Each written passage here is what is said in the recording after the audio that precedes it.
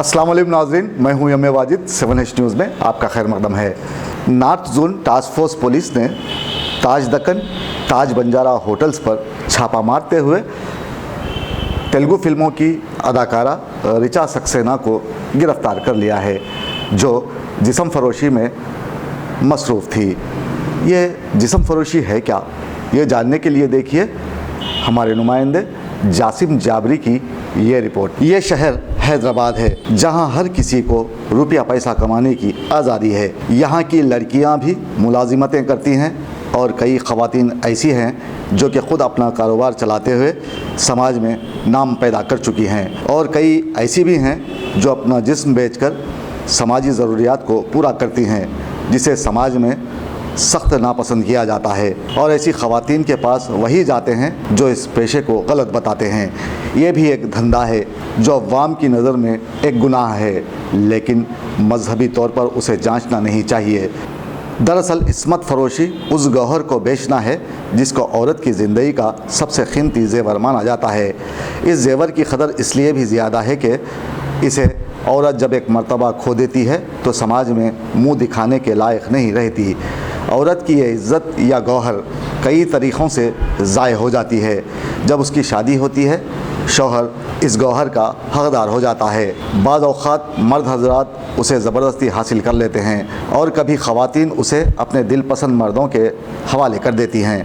और यहाँ बाज़ ऐसी भी हैं जो मजबूरी की हालत में अपना जिस्म बेच देती हैं, जो आगे चलकर कारोबार बन जाता है। यहाँ कई लड़कियाँ ऐसी भी हैं जो तेलुगु फिल्मों में काम करने के शौक़ में रंडियाँ बन गईं और धंधा करते हुए पकड़ी भी गईं। ऐसे ही एक वाक़े में पुलिस ने ताज बंजारा और ताज दक्कन होटलों पर बारी बारी छापा मारते हुए तेलुगु फिल्मों की अदाकारा रिचा सक्सेना को गिरफ़्तार कर लिया है, जो अपने जिस्म को भारी कीमतों में बेच रही थी। ताज होटल के कमरा नंबर 412 में वो एक शख्स के साथ इस फेल में मसरूफ़ थी कि पुलिस ने यहाँ छापा मारा और उसकी साथी के अलावा 50,000 रुपये रकम को ज़ब्त कर लिया है।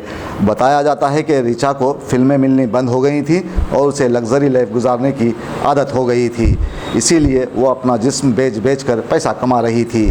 अब यहाँ ये बात तो सभी जानते हैं कि इस्मत फरोशी करने वाली ख़वातीन को दुनिया की सबसे जलील हस्ती समझा जाता है, और हमारे देश में कई मर्द ऐसे भी हैं जो इन्हीं ख़वातीन के दर पर ठोकरें खाते हैं और ये भी नहीं सोचते कि अपनी इस्मत को बेचने वाली जिस तरह जलील हो जाती है वो ख़ुद भी तो जलील हैं। यहाँ कई अदाकाराएँ इस कारोबार में मुलविस हुई, पकड़ी गईं, फिर गुमनामी के अंधेरे में कहीं गायब भी हो गईं। रिचा सक्सेना भी अब पकड़ी गई है। यहाँ मीडिया इस पर ताने कसने लगा है कि वो जिस्म फरोश है, लेकिन कोई उस मर्द की बात नहीं करता जो रात की तारीकी में उसके साथ बदकारी में मसरूफ़ था।